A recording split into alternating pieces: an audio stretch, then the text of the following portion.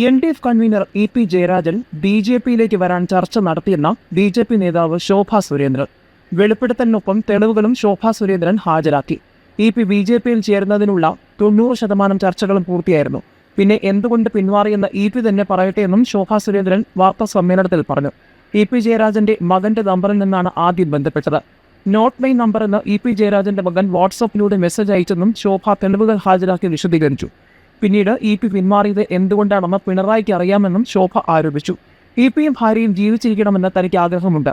EPയുമായുള്ള ഡൽഹി ചർച്ചയ്ക്ക് തനിക്ക് ടിക്കറ്റ് അയച്ചു തന്നത് നന്ദകുമാറാണെന്നും ശോഭാ സുരേന്ദ്രൻ പറഞ്ഞു. കൂടാതെ നന്ദകുമാർ വാട്സാപ്പിൽ അയച്ച ടിക്കറ്റും ഹാജരാക്കി. CPM സംസ്ഥാന സെക്രട്ടറിയുടെ റോൾ ഇപ്പോൾ നന്ദകുമാറാണ് ഏറ്റെടുത്തിരിക്കുന്നതെന്നും ശോഭാ സുരേന്ദ്രൻ പറഞ്ഞു. തെരഞ്ഞെടുപ്പിന് തൊട്ടു മുൻപ് തന്നെ പരാജയപ്പെടുത്താൻ കഥയുമായി വീണ്ടും ഇറങ്ങിയിരിക്കുകയാണ്. ഒരു സ്ത്രീ എന്ന നിലയിൽ തന്നെ അപമാനിക്കാനും ആക്ഷേപിക്കാനുമാണ് നന്ദകുമാർ ശ്രമിക്കുന്നത്. വ്യക്തിഹത്യ നടത്തിയ നന്ദകുമാറിനെ അടിയന്തരമായി അറസ്റ്റ് ചെയ്യാൻ പോലീസ് തയ്യാറാകണം.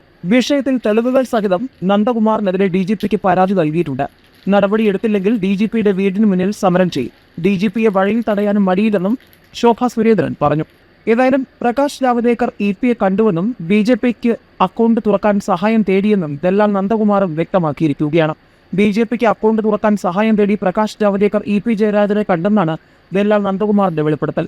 ലാവ്ലിൻ കേസിൽ സെറ്റിൽമെന്റ് വാഗ്ദാനം ചെയ്തെന്നും EP ജയരാജൻ സമ്മതിച്ചില്ലെന്നും വെളിപ്പെടുത്തലുണ്ട്. തൃശൂർ സീറ്റിന് വേണ്ടിയാണ് ജാവദേക്കർ ചർച്ച നടത്തിയത്. പകരം ലാവ്ലിൻ സ്വർണ്ണക്കടത്ത് കേസുകളിൽ സെറ്റിൽമെന്റ് ഉറപ്പുകൊടുത്തു. ശോഭാ സുരേന്ദ്രൻ അന്യായമായി ഭൂമി വിൽക്കാൻ ആവശ്യപ്പെട്ടെന്നും നന്ദകുമാർ ആരോപിച്ചു.